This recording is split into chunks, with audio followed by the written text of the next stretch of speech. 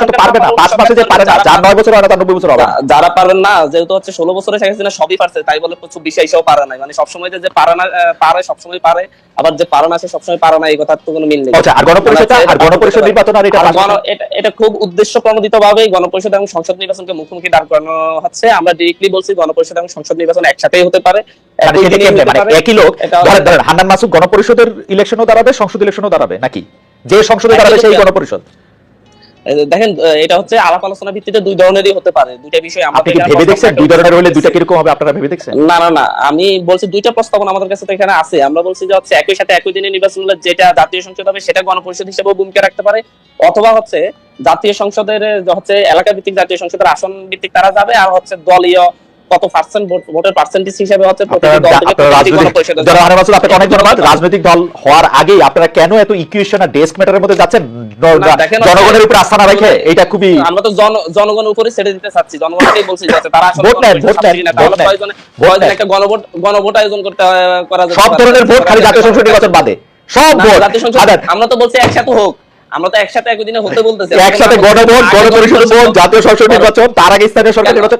However Hannan Masud, আপনার সাথে কথা বলা খুবই আনন্দদায়ক, আপনাকে ধন্যবাদ। আমরা একটা শেষ প্রশ্ন নিয়ে আমরা এখন যেতে চাই হচ্ছে জনাব রাকিবুল ইসলাম আপনার কাছে। জনাব রাকিবুল ইসলাম, আপনার শেষ লাইনটি অবশ্যই বলবেন, কিন্তু পাশাপাশি আপনি যদি এটা একটু পরিষ্কার করতেন যে ছাত্র দলের সভাপতি হিসাবে আপনি এইটাই লক্ষ্য এবং কর্তব্য মনে করেন কিনা কোনো না কোনো প্রকারে বিএনপিকে ক্ষমতায় আনা?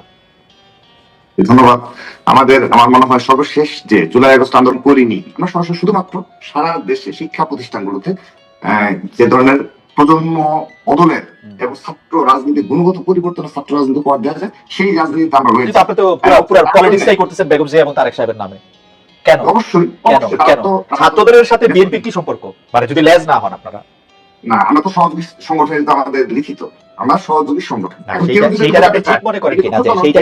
বাংলাদেশের এই যে নতুন যে ছাত্র সংগঠন হলো কিংবা সর্বশেষ আরেকটি ছাত্র সংগঠন রয়েছে, তারা প্রতিদিন ব্যাখ্যা দিয়ে বোঝায় যে তারা তাদের সাধারণ সংগঠনের কোনো সহযোগী সংগঠন না।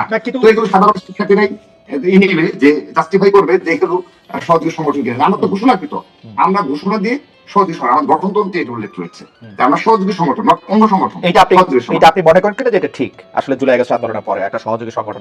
যদি শহীদ রাষ্ট্রপতি জিয়াউর রহমানের মতো একজন রাষ্ট্রনায়ক থেকে থাকে, যদি আপসহীন এবং বাংলাদেশের অনুবাদ জনাব তারেক রহমান যদি প্রধানমন্ত্রী হন এবং খালেদা জিয়া সেই যদি দল থেকে আগামী বাংলাদেশের যদি একজন লিডার থেকে থাকে, এটা আমরা বিশ্বাস করি না, সাধারণ জনগণ বিশ্বাস করে। তার সাথে থেকে যদি রাষ্ট্র গঠনে সাধারণ শিক্ষার্থীদের পাশে থাকার মতো অবস্থায় থাকা যায়, অবশ্যই। তাহলে আপনার এই ফর্মুলায় তো আপনারা ছাড়া আর কেউ এই ছাত্র রাজনীতি করতে পারবে না, কারণ বিএনপি